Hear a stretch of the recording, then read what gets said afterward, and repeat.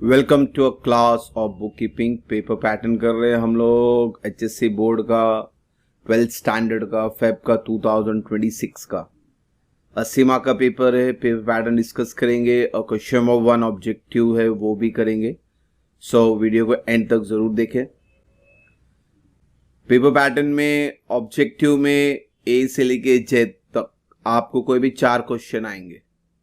जैसे 2026 में 1 वर्ड था, कंप्लीट द सेंटेंस था, फिर कैलकुलेट द फॉलोइंग और कंप्लीट द टेबल था। तो कोई भी 4 ऑप्शन आ सकते बच्चों, आपको सारे ऑप्शन के लिए तैयारी करनी है।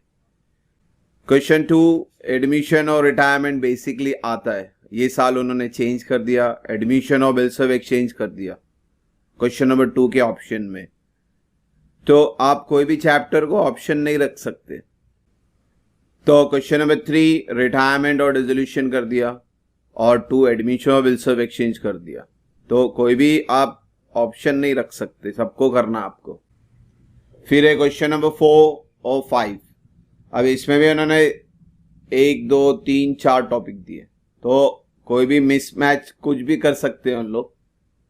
तो आपको हर चीज थरोली करनी है। आप इसमें एक चैप्टर एनालाइसिस और फाइनेंशियल स्टेटमेंट छोड़ दें, क्योंकि कंप्यूटर थियरी है 2 या 3 क्वेश्चन है वही रिपीट होते हैं। फिर क्वेश्चन नंबर 6 और 7 ये तो कंपलसरी है विदाउट एनी ऑप्शन, तो ये करना ही है। तो ये 2 3 में 4 चैप्टर है और 4 5 में भी 4 चैप्टर है। तो इसमें कोई भी एक ऑप्शन दे सकते, बेसिकली ये करें क्योंकि इसके अंदर 4 चैप्टर और है। ये वर्टिकल स्टेटमेंट है, कॉमन है, कंपेरेटिव है, रेशियो एनालिसिस है, तो ये आप ऑप्शन रख सकते हैं।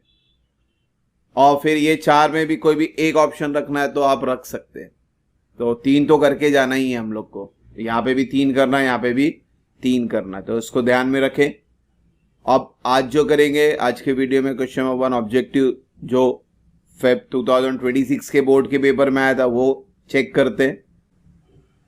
तो क्वेश्चन नंबर 1 20 मार्क के लिए कोई भी 4 क्वेश्चन आते हैं, ऑब्जेक्टिव है, कंपलसरी है, सब करना आपको। तो पहला क्वेश्चन था all objective question are compulsory complete the table. तो यहाँ कैलकुलेशन पार्ट आ गया था आपका। Cost of good sold opening stock plus purchase minus क्या करना है आपको, क्लोजिंग स्टॉक। ये COGS यानी कॉस्ट ऑफ गुड सोल्ड का फॉर्मेट है, इसको जहन में रखें। तो आपको यहाँ क्लोजिंग स्टॉक लिखना है। फिर इनकम एंड एक्सपेंडिचर से आपका डेफिसिट आ रहा है। डेफिसिट का मतलब है एक्सपेंडिचर बड़ा है और इनकम छोटा है, तो तभी डेफिसिट आएगा। तो 2000 का फर्क है, तो इसका मतलब ये 27,000 होगा। 27,000 में से 2000 माइनस करो तो 25,000। तो इसको भी कैलकुलेशन समझना पड़ेगा आपको। फिर date of drawing of bill is 23rd of December, 1 महीने का क्रेडिट पीरियड है। 1 महीना ऐड किया तो जनवरी आता है, और 3 दिन ग्रेस डे ऐड करेंगे तो 26 जनवरी। और एज पर गवर्नमेंट हॉलीडे 26 जनवरी आप ले ही नहीं सकते, तो we have to consider as a 25th of Jan. तो इसको भी जहन में रखे, ग्रेस डे आपका 3 दिन वो प्लस करना है, और महीने में महीना मिला दिया, 12 के बाद जनवरी आता है, तो 26 जनवरी। कभी भी आपका नेशनल हॉलीडे आएगा 15 अगस्त या 26 जनवरी, तो आप 1 दिन कम करेंगे। और कभी अगर इमरजेंसी हॉलीडे वर्ड आ गया तो आप 1 दिन प्लस करोगे, ये याद रखना। कभी भी बोलेगा कि भाई इमरजेंसी हॉलीडे आ चुका है, तो क्वेश्चन में लिख के आएगा इमरजेंसी हॉलीडे, तो आपको 1 दिन प्लस करना है, और नेशनल हॉलीडे आया तो 1 दिन कम करना है। तो आपका 4th ऑप्शन है creditor bills payable third party liability, यानी इनडायरेक्टली टोटल लाइबिलिटी मांग रहा हो, तो आपका टोटल लाइबिलिटी प्लस करेंगे तो 1 लाख बन गया ये। फिर 5th में सेल परचेज और ग्रॉस प्रॉफिट। तो सिंपल है कि सेल से परचेज माइनस करके ग्रॉस प्रॉफिट आता है। तो प्रॉफिट आ रहा है यानी आपका परचेज कम होगा, सेल ज्यादा होगा। तो ये 180 को 20 से सिंपली प्लस कर दो तो भी 2 लाख आया। तो 2 लाख में से 180 माइनस करो तो आंसर कितना है, ग्रॉस प्रॉफिट 20,000। तो इस चीज को भी जहन में रखें। कैलकुलेशन टेबल वगैरह है तो आपके लिए पूरा कैलकुलेशन आना जरूरी है। और मेन है आपका बिल का ड्यू डेट, उसको समझना। नेशनल हॉलीडे आएगा तो एक दिन कम करना, इमरजेंसी हॉलीडे आए तो एक दिन प्लस करना। फिर बी में उन्होंने बोला था select the correct option and rewrite the statement. तो आपका करेक्ट ऑप्शन सेलेक्ट करें, ऑप्शन दिया हुआ है, मल्टीपल चॉइस है ये। The profit and loss from revaluation और retirement of partner is shared by. Retirement हो रहा है यानी बंदा काम तो किया था, तो तीनों बंदे को पार्टनर्स को प्रॉफिट मिलेगा, तो इसका ऑप्शन आता है ऑल द पार्टनर। तो आपका आंसर रहना चाहिए था ऑल द पार्टनर। नेक्स्ट है P&L suspense account balance sheet में कहाँ बताई जाती है। तो बैलेंस शीट में एक तरह से ये कंपनी के लिए फायदेमंद होता है, इसीलिए एसेट्स है। तो बैलेंस शीट में P&L सस्पेंस एसेट में जाता है और पार्टनर्स कैपिटल में ये क्रेडिट में जाता है, जो बंदा डेथ हो रहा है उसके लिए। Then third is not for profit organisation is also called a dash organisation. Not for profit organisation trading business के लिए नहीं है, प्रॉफिट के लिए, कमर्शियल अगेन बिजनेस ये नहीं है। तो ऑप्शन आपका सही ऑप्शन आता है सर्विस के लिए है, ये समाज की सेवा बेनिफिट के लिए काम करते हैं, without any profit, without any कोई बेनिफिट नहीं चाहिए उनको, खाली समाज की सेवा करना है, सर्विस। और dash is an intangible asset, जो एसेट दिखता नहीं है वो इंटेंजिबल एसेट। स्टॉक दिखता है टेंजिबल एसेट है, फर्नीचर दिखता है टेंजिबल एसेट है, कैश दिखता है टेंजिबल एसेट है, गुडविल नहीं दिखता है तो goodwill is an intangible assets. The last one is fifth, dash is credited when unrecorded asset is brought into business. Unrecorded asset business में आ रहा है, assets बढ़ रहा है, हमारे लिए फायदेमंद है। और ये रिटायरमेंट एडमिशन में नॉर्मली आता है और ये एसेट्स इंक्रीज हो रहा है, फायदा हो रहा है, तो रीवैल्यूएशन अकाउंट में अपन इसको क्रेडिट साइड लिखते हैं, credit all income and gain. तो चैप्टर आते हैं, सम आते हैं, तो आपको ऑब्जेक्टिव भी सिंपली आएगा। फिर आपका सी ऑप्शन चेक करते हैं। फिर आपका सी ऑप्शन है वन वर्ड के बारे में बोला है। तो पहला है debit balance of revaluation account. Revaluation का बैलेंसिंग फिगर पूछ रहा है, प्रॉफिट या लॉस। तो debit all expenses and losses, तो यहां आपका रीवैल्यूएशन लॉस, ये याद रखें। तो रूल लगाना आपको बैलेंस चेक नहीं करना है, आपको रूल लगाना, debit all expenses and losses.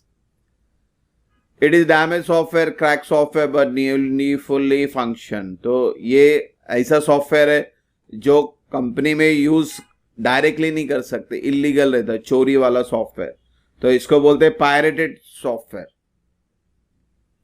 तो ये आपको एडमिशन में फॉर्मूला बताया जाता है, गुडविल का फॉर्मूला है, goodwill is equal to average profit minus normal profit. तो गुडविल के अंदर बहुत सारे पार्ट है, एवरेज प्रॉफिट है, सुपर प्रॉफिट है। तो ये सुपर प्रॉफिट का फॉर्मूला है, जहां super profit is equal to average profit minus normal profit. तो आंसर लिखें आप super profit. An account which record only revenue item in case of not for profit concern. तो नॉट फॉर प्रॉफिट कंसर्न में revenue item कहाँ लिखते हैं आप? ये इनकम एंड एक्सपेंडिचर, दो ही अकाउंट है हमारे पास, income and expenditure, balance sheet. तो रेवेन्यू आइटम पैसे की बात कर रहे हैं तो इनकम एंड एक्सपेंडिचर अकाउंट में हम लिखते हैं। फिर है partnership agreement in return form. तो इसको दो नाम है बच्चों, याद रखें, दोनों में से कोई भी लिखे तो भी राइट होगा। एक है पार्टनरशिप डीड और दूसरा है आर्टिकल ऑफ पार्टनरशिप। तो बोर्ड एग्जाम में जिसने भी दो में से कोई भी एक नाम लिखा तो भी उसको मार्क्स मिल जाएंगे। Complete the sentence. When face value of 100 are issued at 110 then it is 110 that it is said to be share are issued at. यानी फेस वैल्यू 100 है, आपने ज्यादा 10 रुपए ज्यादा बेचा। पैसा अगर बढ़ रहा है फेस वैल्यू का तो उसे प्रीमियम कहेंगे, और पैसा कम हो रहा है तो उसको डिस्काउंट कहेंगे। तो यहां पैसा बढ़ रहा है तो आपका आंसर रहेगा premium. Second, a person who draws the bill of exchange is known as dash. जो बिल्स ऑफ एक्सचेंज बनाता है वो ड्रॉवर रहता है और जो एक्सेप्ट करता है वो ड्रॉ भी रहता है। तो यहां पे बिल बनाने वाले की बात कर रहे हैं तो ड्रॉवर रहेगा आपका answer. Now the third option, dissolution expenses are credited to dash account. Dissolution expense की दो एंट्री है, एक तो रिवैल्यूएशन में आप डेबिट साइड लिखते हो, debit all expense losses. Expense हो रहा है तो पैसा जा रहा है, पैसा जा रहा है कैश अकाउंट से, पैसा जा रहा है क्रेडिट व्हाट गोज आउट। तो सेकंड आपका जो इफेक्ट है, क्रेडिट पूछा है इसलिए कैश बैंक अकाउंट। अगर कैश बैंक का ऑप्शन नहीं आया और इसमें यह ऑप्शन आता है कि पार्टनर्स पेड कर रहा है तो you can write partners capital और करंट अकाउंट ऑल्सो। तो बोर्ड एग्जाम में कोई भी लिखेंगे आप तो ये भी राइट है, क्योंकि स्पेसिफाइड नहीं है कि एक्सपेंस किसके थ्रू पेड हो रहा है, पार्टनर्स के थ्रू या कंपनी के थ्रू, खाली इंफॉर्मेशन यहीं तक का है। तो you can write cash bank also, you can write partners capital और current account also. Credit side of receipt and payment account shows dash balance. तो बच्चों यहाँ रिसिप्ट एंड पेमेंट का क्रेडिट पूछा है, यानी कैश बुक का क्रेडिट, यानी पैसा जाने वाली बात कर रहा हो। तो इसके भी 2-3 ऑप्शन है, आप पेमेंट भी लिख सकते हैं, कैश आउटफ्लो भी लिख सकते हैं, एक्सपेंडिचर भी लिख सकते हैं। बोर्ड एज पर बोर्ड बता रहा हूं मैं, तो कोई भी आंसर लिखेंगे तो आपको राइट मार्क मिलेगा। Now the last one, fifth one, expenses which are paid before due date are called as expense. जो ड्यू डेट के अब पहले भर दो तो उसके भी 2 नाम है, प्रीपेड भी बोल सकते हैं, एडवांस भी बोल सकते हैं। तो प्रीपेड एक्सपेंस या expense paid in advance, both answer is correct. तो ये एज पर बोर्ड के मार्किंग के हिसाब से बता रहा हूं मैं, ये ऑप्शन भी रहेंगे तो आप लिख सकते हो। तो आज के वीडियो में हमने आपको पेपर पैटर्न बताया, ऑब्जेक्टिव करा दिया हमने 2026 का। तो इंशाल्लाह नेक्स्ट वीडियो में आप क्वेश्चन नंबर 2 देखेंगे, एडमिशन, फिर उसके बाद कंटिन्यू चलेगा ये सीरीज। तो सीरीज को पूरा देखें। होप सो यहाँ तो कोई डाउट नहीं, इंशाल्लाह नेक्स्ट वीडियो में जल्दी मिले। Thank you for watching the video. God bless you.